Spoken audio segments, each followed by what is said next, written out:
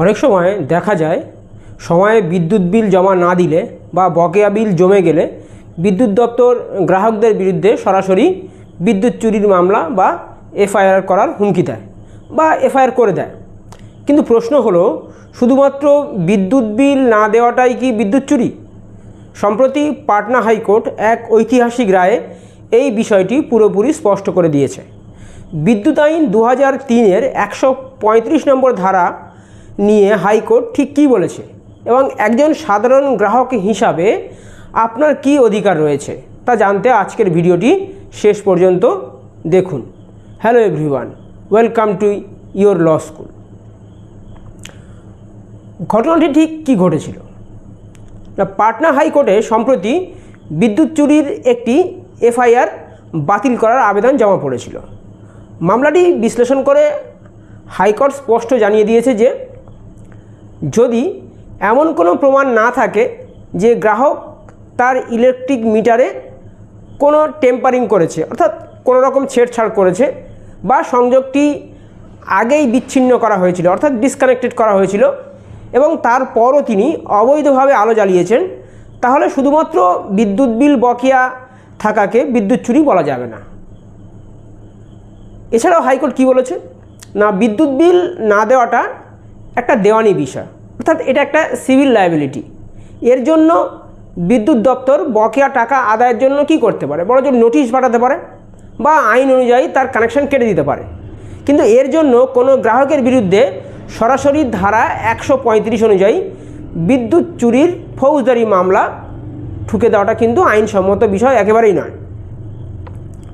তো এখন আমরা জানবো যে বিদ্যুৎ চুরি বলে কখন গণ্য হবে।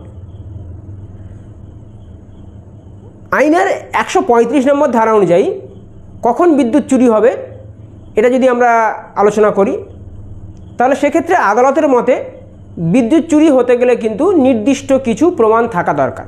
যেমন 1 নম্বর যদি আমরা দেখি যে ডাইরেক্ট হুকিং বা অবৈধভাবে সংযোগ নেওয়া। 2 নম্বর মিটারের সাথে কোনো রকম টেম্পারিং করে ইউনিট কম দেখানো, অনেক ক্ষেত্রে এটা করা হয়। এবং 3 নম্বর হচ্ছে কি না, বিদ্যুৎ দপ্তর আগেই তার লাইন কেটে দিয়েছে অর্থাৎ কানেকশন কেটে দিয়েছে, কিন্তু কাস্টমার কি করছে, সে আইন অমান্য করে আবার সে কি করবে, অবৈধভাবে তার কানেকশন চালু করেছে। যদি এই ধরনের কোনো প্রমাণ না থাকে তবে কিন্তু বিদ্যুৎ বিল অনাদায়ের কারণে কাউকে ফৌজদারি অপরাধী বা চোর বা অপরাধী হিসাবে অভিযুক্ত করা যাবে না। তো এই যে বিষয়টা আমরা আলোচনা করলাম, এখান থেকে গ্রাহকদের জন্য কি শিক্ষণীয় বিষয় আছে? এক্ষেত্রে শিক্ষণীয় বিষয় এই যে আপনার বিরুদ্ধে অভিযোগ করা যাবে না মানে এই নয় যে বিদ্যুৎ বিল বন্ধ করে দেওয়া যাবে। বিল না দিলে বিদ্যুৎ দপ্তর আপনার কানেকশন কেটে দিতে পারে এবং তার যে বকেয়া টাকা আছে সেটা কিন্তু আদায়ের জন্য আইনি ব্যবস্থা নিতে পারেন।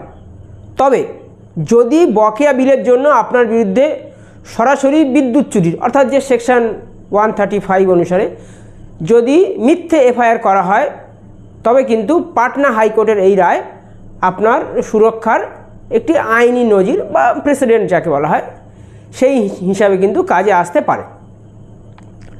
পাটনা হাইকোর্টের এই রায় নিয়ে আপনার মতামত কি? আপনার কি কখনো বিদ্যুৎ দপ্তরের সাথে এরকম কোনো সমস্যার মুখোমুখি হতে হয়েছে? কমেন্ট বক্সে অবশ্যই লিখে জানান। লাইক, শেয়ার এবং সাবস্ক্রাইব করুন ইয়োর ল স্কুল। ধন্যবাদ।